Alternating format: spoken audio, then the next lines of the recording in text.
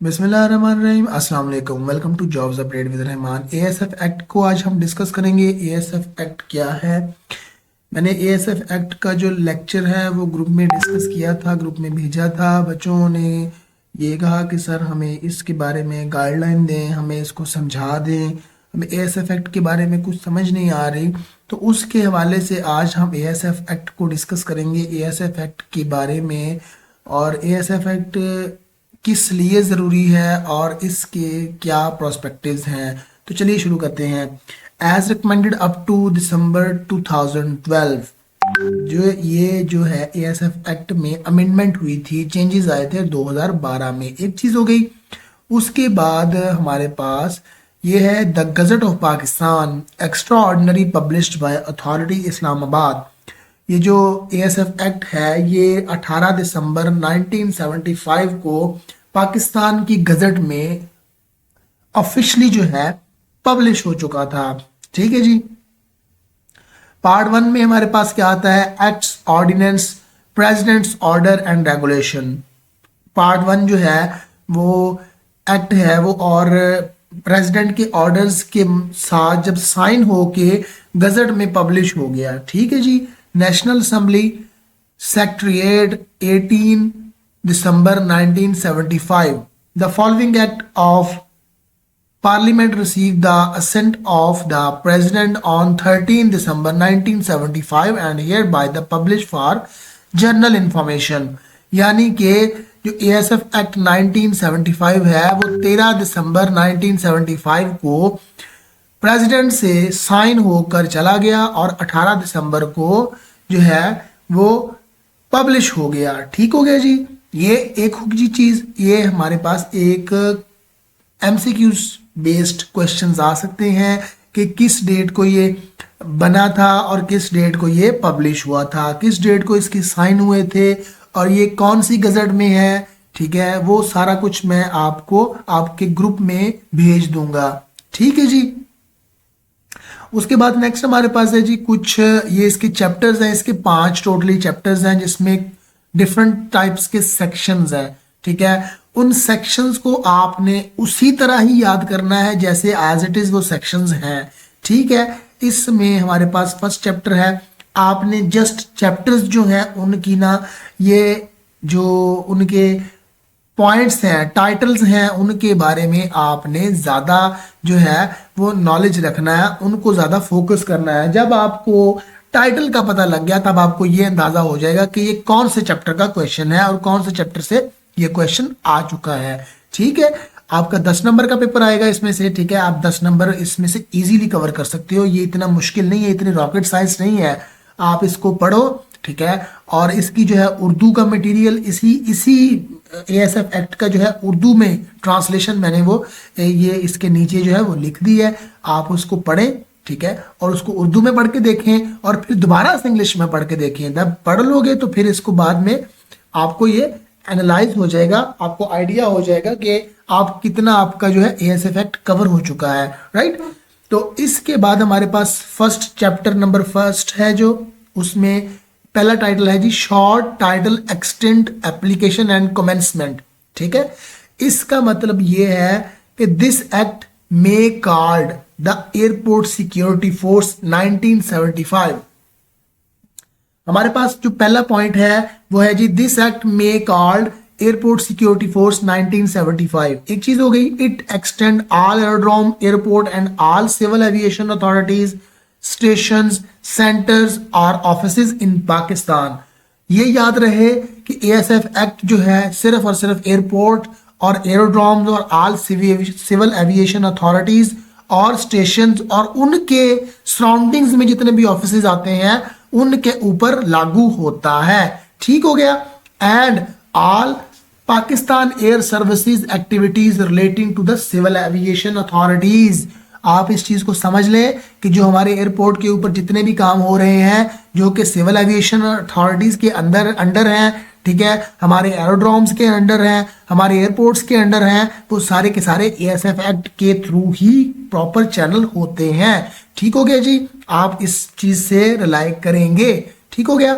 उसके बाद नेक्स्ट हमारे पास है जी it shall apply to all member and officers of force where they may be. इसका मतलब है कि ये जो एक्ट है ये तमाम फोर्स के मुलाजमीन जितने भी हैं उनके ऊपर ये अमल दरामद होता है, उनके ऊपर ये लागू होता है। ठीक है, उनके ऊपर कैसे लागू होता है? क्योंकि जब वो फोर्स का हिस्सा है तो उनके ऊपर ऐसा इफेक्ट लाजमी लागू होगा, चाहे वो कहीं भी हो, चाहे वो मुल्क से बाहर हो, चाहे वो डेपुटेशन पे गए हो, एनीवन एल्स, कुछ भी हो तो उनके ऊपर ये लागू होता है। ठीक है, it shall come into the force at once. जब आप फोर्स में आ जाओ तब ये आपके ऊपर लागू होगा। ठीक हो गया। नेक्स्ट हमारे पास दूसरा पॉइंट है जी, डेफिनेशंस। डेफिनेशंस जो है ना, ये आप थोड़ा सा इसको ना फिर बदल कर सकते हो। डेफिनेशंस कुछ ऊपर नीचे इधर उधर हो जाती हैं, बट डेफिनेशन जो है वो एज इट इज वैसे ही याद करते हैं जैसे होती हैं। ठीक है, तो इसमें जो हमारे पास है the gazette of Pakistan extra ordinary December 1975 part 1। ठीक है, इसमें हमारे पास पहली जो डेफिनेशन है वो है एरोड्रोम की। अब यहाँ पे आपके लिए बहुत सारे क्वेश्चंस बन सकते हैं, यहाँ पे आप लोगों के लिए बहुत सारे ऐसे क्वेश्चन बनेंगे कि आप जो है अपना तकरीबन 5 से 10 नंबर का पेपर इजीली यहीं से सॉल्व कर सकते हो। ठीक हो गया। Aerodrome mean any area of land और water design equipped set or apart or commonly use or intendedly to be used either wholly or in a part of for affording facilities for the landing and departure of the aircraft। it mean that कि ये सारा का सारा जो criteria जो बताया गया है, जो बयान किया गया है एरोड्रोम के मुताल्लिक, एरोड्रोम और एयरपोर्ट ये दो चीजें हैं। एरोड्रोम क्या होता है और एयरपोर्ट क्या होता है? एरोड्रोम मीन्स कोई ऐसा एरिया जहाँ जो वो ज़मीन पे हो चाहे वो वाटर पे हो, ठीक है, जो कि जहाज़ों की आमदरफ्त जाने और आने के लिए जो है एक स्पेशलाइज जो एक जगह हो, उसको क्या कहते हैं? एरोड्रोम कहते हैं। अब यहाँ पे क्वेश्चन बनता है कि एयरपोर्ट भी तो इसी को कहते हैं, बट एयरपोर्ट जो होती है वो किसी स्पेसिफिक एरिया में होती है। ठीक है, लेकिन ये एक ऐसा पार्ट है, एरोड्रोम ऐसा हिस्सा हो सकता है, वो किसी भी जगह पे हो सकता है, लैंड का या वाटर का कोई ऐसा हिस्सा जहां पर, ठीक है, जहाजों की आमदरफ्त हो सके। क्योंकि कुछ जहाज ऐसे होते हैं जो कि पानी पर भी लैंड करते हैं। ठीक है, तो पानी पर लैंड करते हैं, तो इट मीन दैट कि एयरपोर्ट जो होती है वो बड़े सराउंडिंग्स में होती है और जो एरोड्रोम होती है वो छोटे सराउंडिंग्स में होती है। उसका छोटा क्राइटेरिया होता है, छोटा, उसने छोटी जगह घेरी होती है। ठीक हो गया, इसको आप पढ़ लें, ये आपके लिए इजी है। इसको अगर कोई कंफ्यूजन हो तो पूछ सकते हैं। इसका जो है उर्दू टेक्स्ट वो मैं आपको नीचे जो है वो लिख के दे चुका हूं, आपके ग्रुप में जो है वो भेज दूंगा, आप उसको जो है एक बार रीड आउट करिएगा और अगर ना समझ आए तो फिर आपसे इसको दोबारा से पूछिएगा। ठीक हो गया। उसके बाद नेक्स्ट हमारे पास है aircraft. Aircraft mean any machine which can drive sport in the atmosphere from the reaction of the air other than the reaction of the air against the earth surface including the balloon. ये aircraft वो चीज़ होती है जो एक machine की तरह जो है वो एटमॉस्फेयर यानी कि माहौल में सरवाइव करती है। कैसे सरवाइव करती है? रिएक्शन, हवा के रिएक्शन से माहौल में उड़ती है। ठीक है, जैसे कि गैसी गुब्बारे हो गए, ठीक है, और ग्लाइडर्स हो गए, फ्लाइंग मशीन हो गई, काइट्स हो गए, तो ये सारी की सारी चीजें जो है एयरक्राफ्ट में आती हैं। ठीक हो गया। अब यहां पे नेक्स्ट हमारे पास है एयरपोर्ट।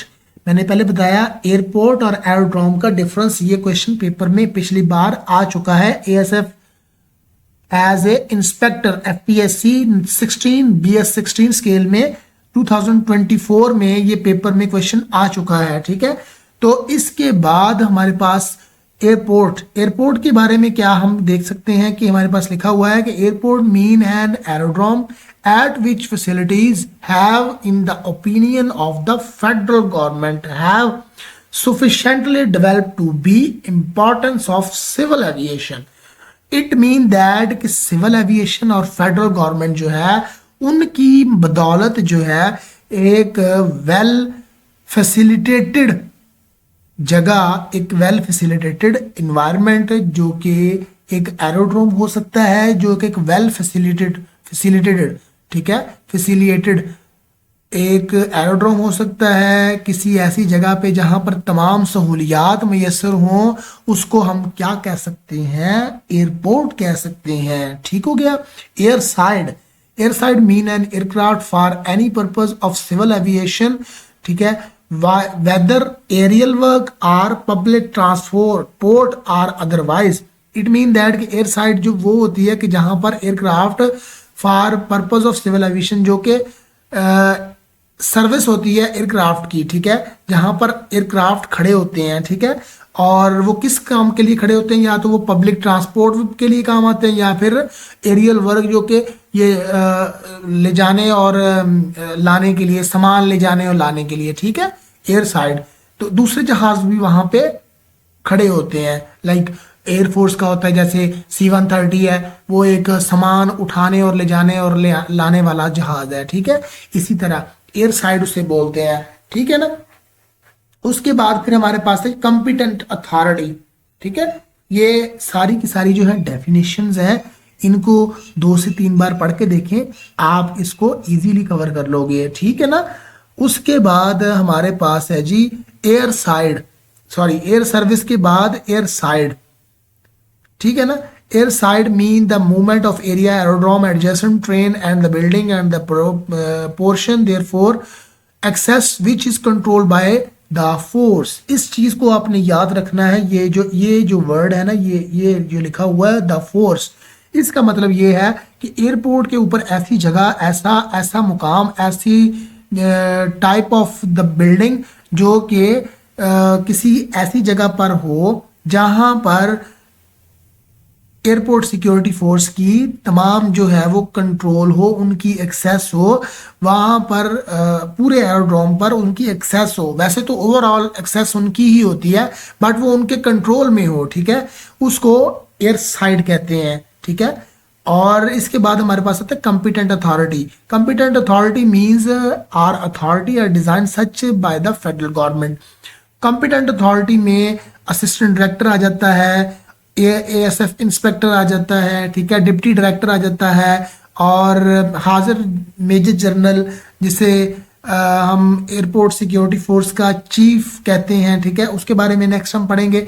ये जो कॉम्पिटेंट अथॉरिटी वो होती हैं जो कि 16 ग्रेड से ऊपर की होती हैं, 16 ग्रेड्स तक या उससे ऊपर की अथॉरिटीज को कॉम्पिटेंट अथॉरिटी कहते हैं, जिन्हें फेडरल गवर्नमेंट यानी कि FPSC खुद अपॉइंट करती है। ये जो कि हमारी पोस्टें, जो अभी जिस पोस्ट के लिए हम पढ़ रहे हैं, ASI, कॉर्पोरल या बाकी जो है जितनी भी पोस्टें हैं वो 16 से नीचे की पोस्टें हैं, तो ये कॉम्पिटेंट अथॉरिटी नहीं है, ठीक है। नेक्स्ट हमारे पास G पोर्शन है जी, ओमिटेड, ये छुड़वा दिया गया है 2012 में। ये उसके बाद force mean and airport security force under the section 3, और डायरेक्टर जनरल, यहाँ पर डायरेक्टर जनरल जो है इसके पास 20 स्केल होता है, ये हाजिर मेजर जनरल होता है आर्मी का, तो इसके पास एडिशनल चार्ज होता है ASF का, ठीक है ना। Means the commander in charge of the force, ठीक है, इसको आपने याद रखना है। और उसके बाद फिर आती है ये नेक्स्ट हमारे पास ओमिटेड। ये ओमिटेड का मतलब होता है कि इसको छुड़वा दिया गया है, निकाल दिया गया है, खत्म हो गया। उसके बाद लास्ट पे है मेंबर। मेंबर क्या होता है? Member mean a person who other than the officer who appointed to the force has signed the affirmation in the form of set in the first schedule। ये मेंबर और officer ये दो एक part हैं, इसको भी आप नोट डाउन कर लें कि मेंबर और ऑफिसर क्या होते हैं। मेंबर वो होता है जो कि कॉर्पोरल, ASI और सब इंस्पेक्टर तक, ठीक है। तो उसके बाद फिर जो इंस्पेक्टर होता है वो ऑफिसर होता है, ठीक है, ऑफिसर होता है, इंस्पेक्टर होता है, ASF का इंस्पेक्टर और असिस्टेंट डायरेक्टर, डिप्टी डायरेक्टर, उसके बाद फिर डायरेक्टर जनरल, तो ये सारे जो है ऑफिसर्स होते हैं, ठीक है जी। तो ये हमारे पास इस तरह जो है इसका पहला चैप्टर है, ठीक है। और उसके बाद फिर ऑफिसर्स के बारे में बताया गया। Officer mean who is signed appointed to the force and sign affirmation the form of the set from first schedule. तो ये ऑफिसर जो होता है ये मैंने आपको बताया कि FPSC के थ्रू होता है, और ये जो मेंबर होते हैं ये ASF इनको खुद सेलेक्ट करती है। Operator mean the organization and enterprise engaged or offering to engage the aircraft operation. तो ये सारी की सारी वही डेफिनेशंस हैं, इनको एक बार आप पढ़ोगे तो ये आपको कभी नहीं भूलेंगी, ठीक है। उसके बाद फिर power to constitute and maintain the airport force and airport security force and its function, ठीक है। और इसके बारे में मैं लास्ट पे आपको जस्ट आपको सिर्फ नोट डाउन करवाना है, ठीक है। ज़्यादा लेक्चर लंबा ना हो जाए इस वजह से, क्योंकि टाइम शॉर्ट है और लेक्चर भी इतना लेंथी जो है वो पढ़ने में आप दुश्वारी आएगी। खैर एनी हो, तो यहाँ पर हमारे पास ये सारे जो ऊपर जितने भी हमारे पास पॉइंट्स हैं, जितने भी हमारे पास इनके एरोड्रोम्स क्या होता है, ये देखिए एरोड्रोम से मुराद है ज़मीन या पानी का कोई भी इलाका। जो मैंने एरोड्रोम वही तारीफें जो हैं डेफिनेशंस चैप्टर नंबर 1 की सेक्शन जितने भी हैं, और फिर उसके बाद चैप्टर नंबर 2 के जितने भी, ये बाब नंबर 2 आ गया, ठीक है, उसमें जितने भी सेक्शंस हैं, ठीक है। और उसके बाद फिर नेक्स्ट हमारे पास जितने भी मामलात हैं, और चैप्टर नंबर 3 चैप्टर नंबर 4 वो सारे सेक्शन जो हैं इसी में ही मैं लिख दिए हैं मैंने। आप इनको एक दो बार पढ़ने की कोशिश करें, और फिर ना समझ आए तो आप दोबारा से पूछें। और ये था जी आज का लेक्चर। उम्मीद है आप लोगों को समझ आ गई होगी। मज़ीद वीडियोस के लिए जॉब्स अपडेट विद रहमान को सब्सक्राइब करें। नई जॉब्स की तैयारी और अपडेट के लिए दिए गए व्हाट्सएप नंबर पर रब्ता करें। अपना बहुत सारा ख्याल रखिएगा। मिलते हैं नेक्स्ट वीडियो में। Thank you so much.